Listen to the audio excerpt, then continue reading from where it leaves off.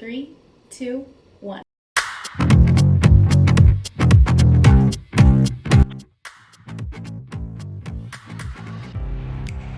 Hey besties. Let's kick off this episode. I'm Mickey. I'm Nella. I'm Dri. And it's a very special episode. This is going to be our Mother's Day episode. I'm so excited to start today. I did want to start off with something that happened to me this week. I was talking to a mom, and she said that if she's lucky, she gets her nails done once a year. And I never felt so validated because I feel like that's my thing right now that I'm going through, where I, wait so long to get my nails done or get my hair done. I thought I was the only one. I'm like, I don't take care of myself. I see it. Other moms have like these beautiful nails. You girls always have some nice nails. And to have someone else say, hey, like, I don't have time to take care of this all the time. I just felt so validated. Yeah, I think that as a mom, we always put ourselves on the back burner and our kids come first. Yeah. And it's true, like your kids should come first, but you can't take care of them if you're not taken care of as well. Yeah. And so I think it's good that you are putting like, hey, I need me time. I need to, just decompress. Go get your nails done. Go get your hair done. Feel good about yourself. That's my thing is these nails are going to get done once or twice a year, but they will get done, my friends. They'll get done. But I just love, that I'm like, I'm not alone, because sometimes it feels so lonely because I'm like, I should be taking care of myself. And I feel like when they get a little bit older, more independent, I'll have time. Yes.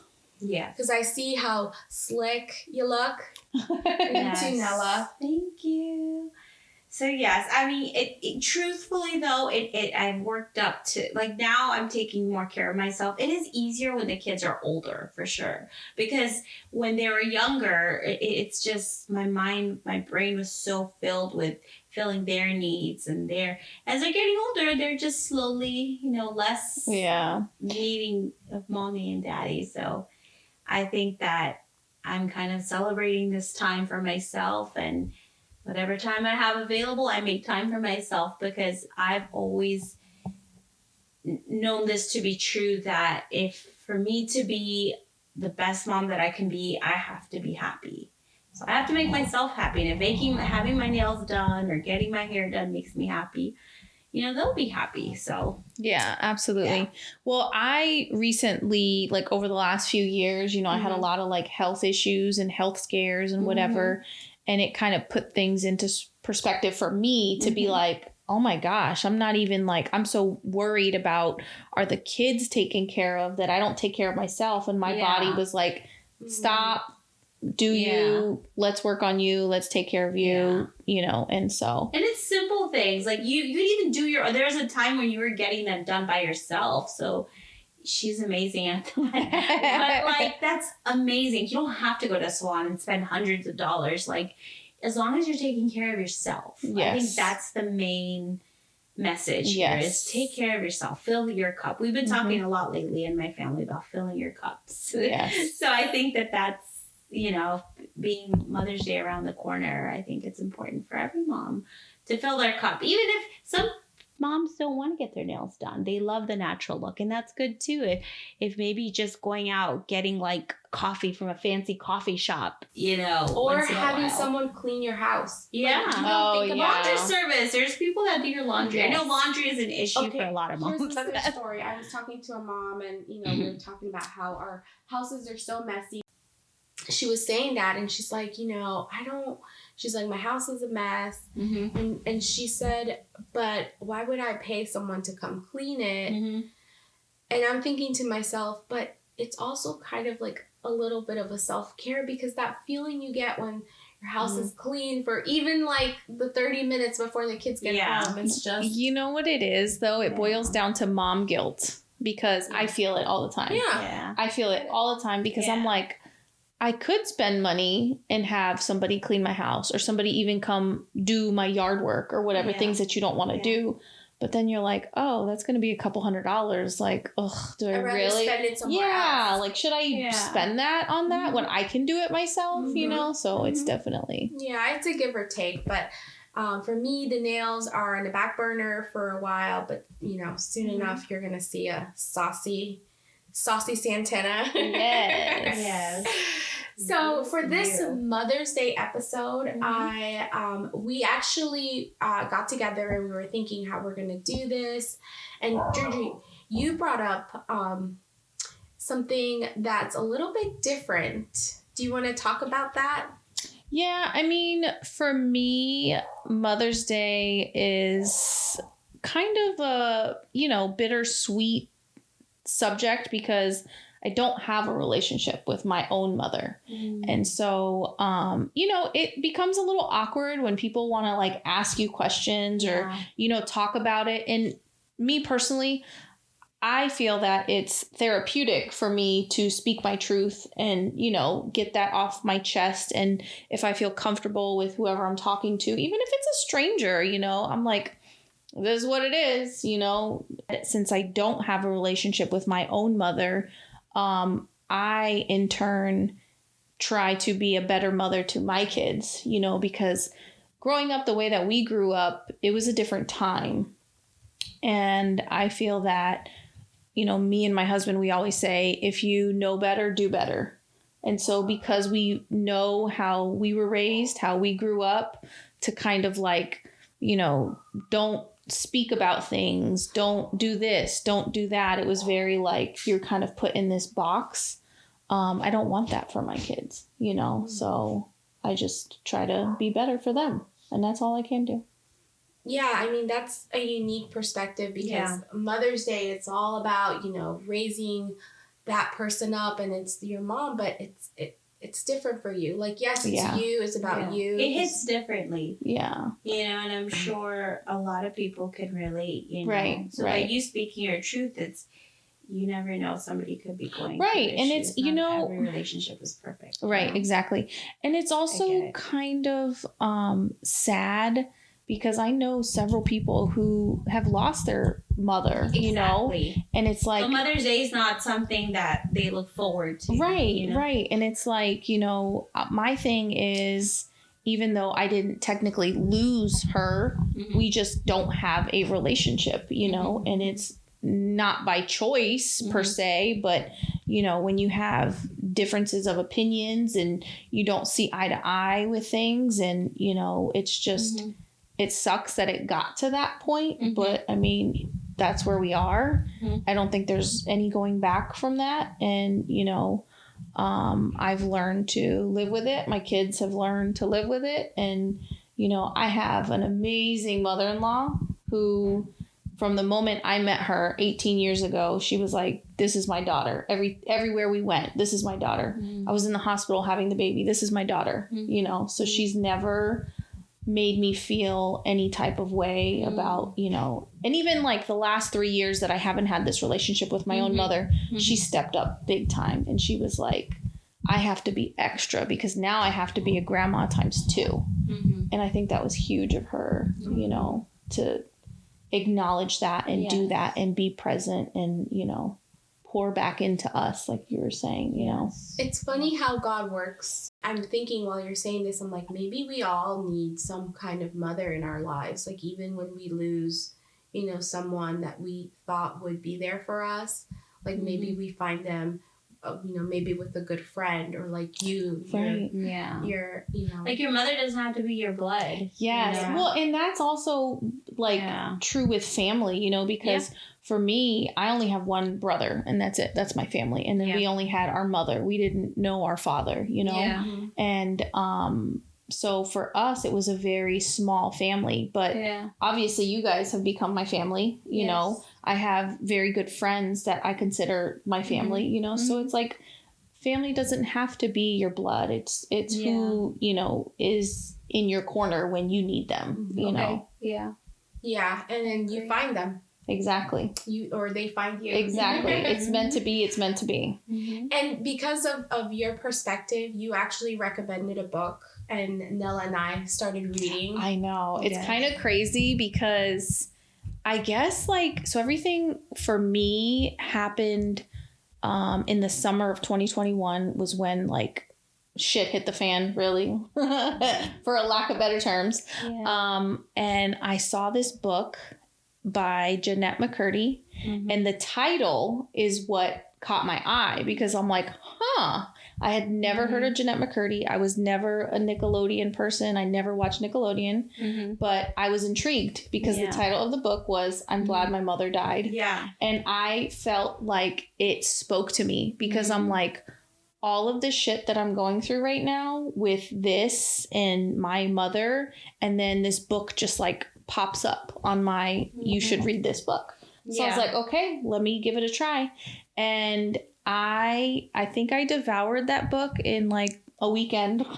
Yeah. It was like, I couldn't put it down. She's a good She writer. really is a good writer. It kept you wanting more and more to find out about and this it wasn't relationship. even exactly, and it wasn't even so much that like our stories were even remotely the Hello, same. she's a celebrity. I know, but there was a connection. I was telling her about that. Like, I felt it too. Isn't it crazy how like we all can connect with, and this is somebody who makes money, who also had suffered trauma. So, like, you know, we're talking also about.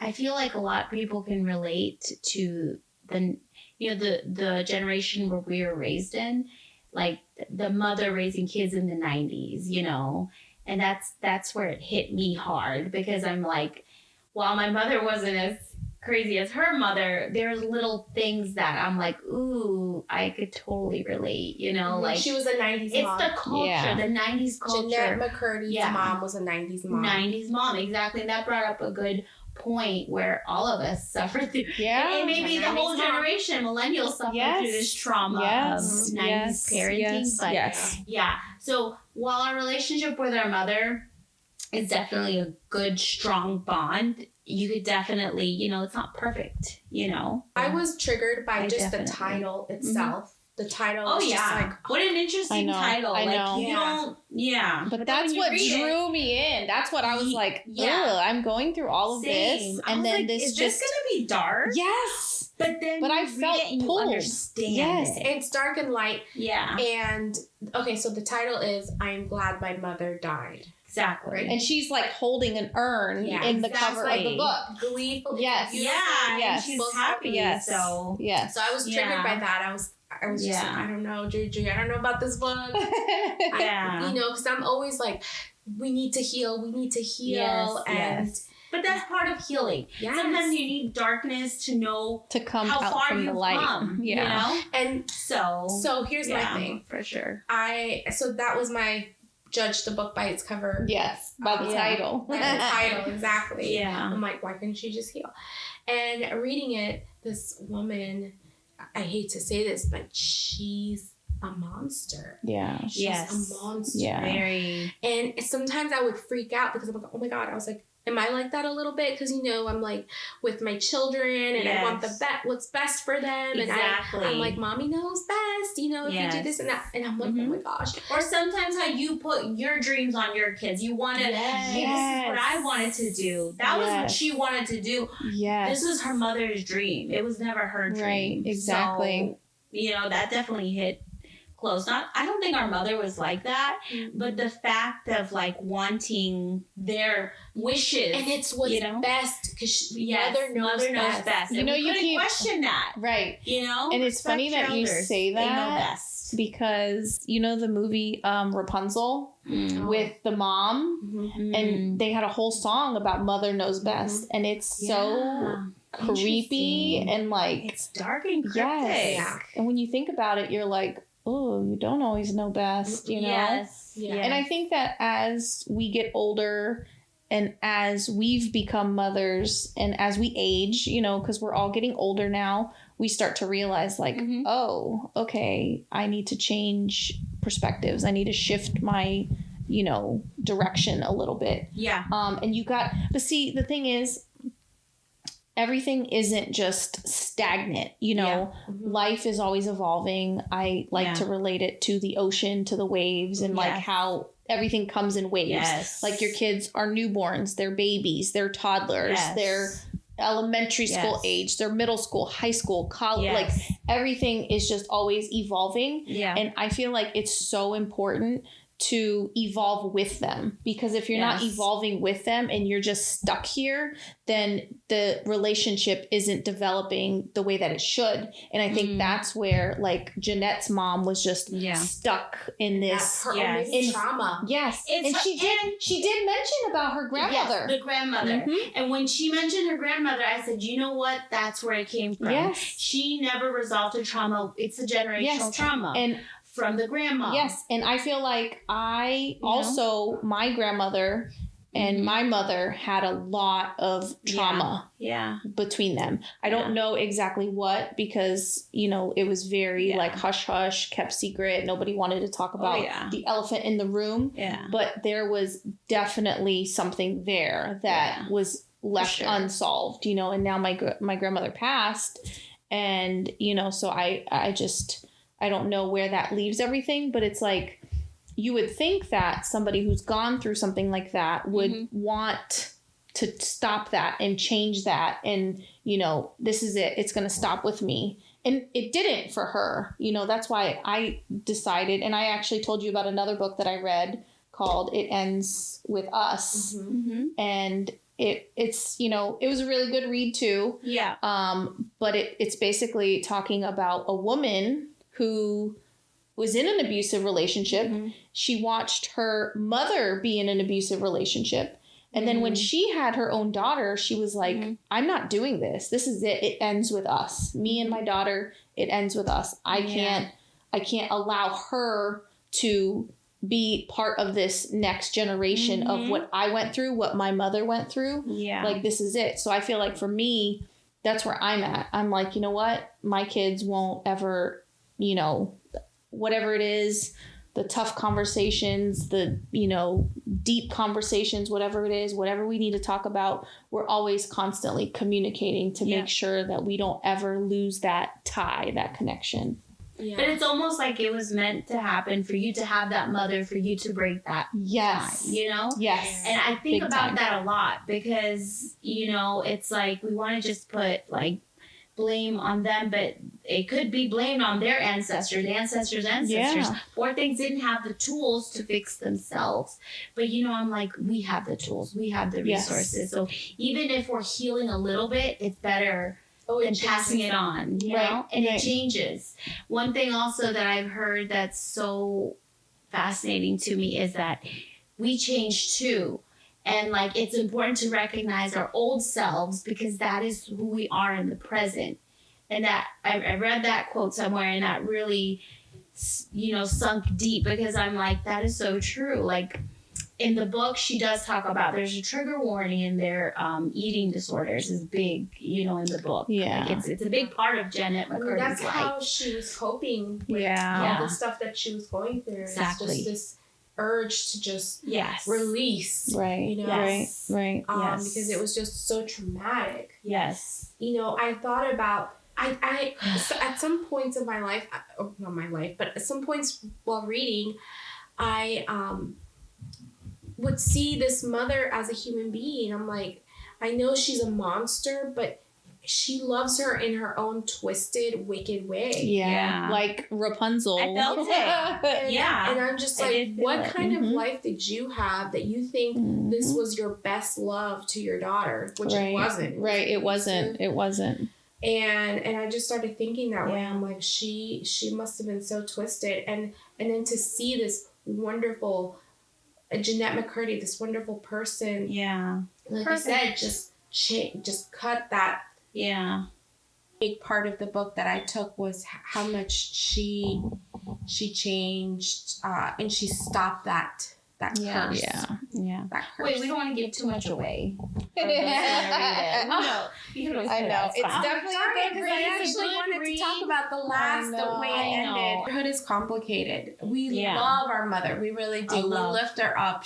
I love my mother-in-law. I'm so lucky. I'm surrounded by mothers that I love, that I aspire to be. We want to wish everyone a happy Mother's Day. You deserve it. You're loved. Yes. You are worthy. You're beautiful. You're the best mama that you can be. And that's all I need you to be. You know better, you do better. Yes, I love that. Mhm. Bye, DMV mama. Bye. Thank you